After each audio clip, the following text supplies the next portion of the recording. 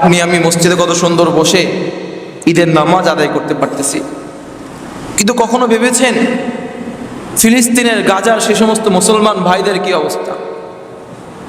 তাদের ঈদ কিভাবে কাটতেছে?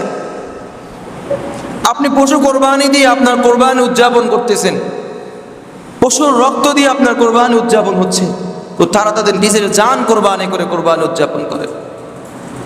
এজন্য প্রিয় ভাইরা, ইব্রাহিম আলাইহিস সালাম এবং ইসমাঈল আলাইহিস সালাম আল্লাহর হুকুমের সামনে কিভাবে নিজেকে নত করেছে, আমরা কি পারবো সেভাবে নিজেকে নত করতে? আমরা কি পারবো নিজেকে সেভাবে সাপোর্ট করতে? একটু অনুধাবন করুন। আজ তো কোরবানির ঈদ। কোরবানি ঈদ আমাদেরকে কি শিক্ষা দিচ্ছে? কেন কোরবানি ঈদ আসলো?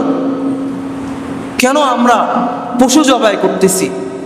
এই উত্তরগুলার এই প্রশ্নগুলার কখনো উত্তর খুঁজে বের করছেন?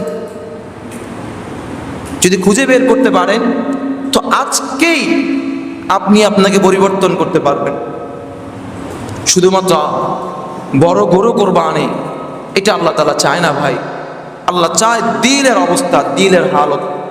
প্রিয় ভাইরা, এই জন্য কোরবানি অন্তর থেকে করুন, দিলকে ঠিক করুন, তারপরে কোরবানি করুন। তাহলে ইনশাআল্লাহ আল্লাহ তাআলা আপনার আমার কোরবানিকে কবুল করে নেবে, অন্যথায় কবুল করবে না।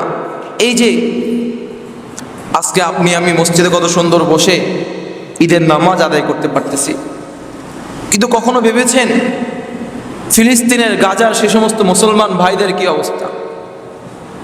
তাদের ঈদ কিভাবে কাটতেছে? আপনি পশু কোরবানি দিয়ে আপনার কোরবানি উদযাপন করতেছেন, পশুর রক্ত দিয়ে আপনার কোরবানি উদযাপন হচ্ছে, তো তারা তাদের নিজের জান কোরবানি করে কোরবানি উদযাপন করে। এজন্য প্রিয় ভাইরা, নিজেকে শুধরিয়ে নেন এবং এই কোরবানি থেকে এতটুকু আমাদেরকে, এই কোরবান মানে ত্যাগ করা, আমাদেরকে ত্যাগ করতে হবে অনেক কিছু শুধুমাত্র ইসলামের স্বার্থে। এই ইসরায়েল যত পণ্য আছে সেগুলোকে আমাদেরকে ত্যাগ করতেই হবে। আমি গতকালকেও এক রেস্টুরেন্টে খাইতে গেছিলাম, এত বেশি প্রচারণা হয়েছে কোকাকোলা পেপসির বিরুদ্ধে, কিন্তু তারপরও মুসলিম অনেক যুবকরা দেখছি, আমাদের পাশেই বসেছিল 3 জন যুবক, তারা অনায়াসে দ্বিধার্সে এই ইসরায়েলে কোমল পানীয় অর্ডার দিয়ে খাচ্ছে।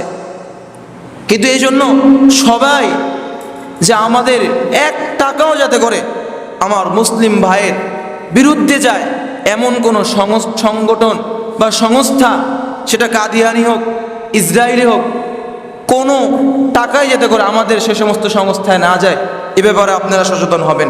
আল্লাহ তাআলা আমাদেরকে সচেতন নাগরিক হিসেবে কবুল করেন।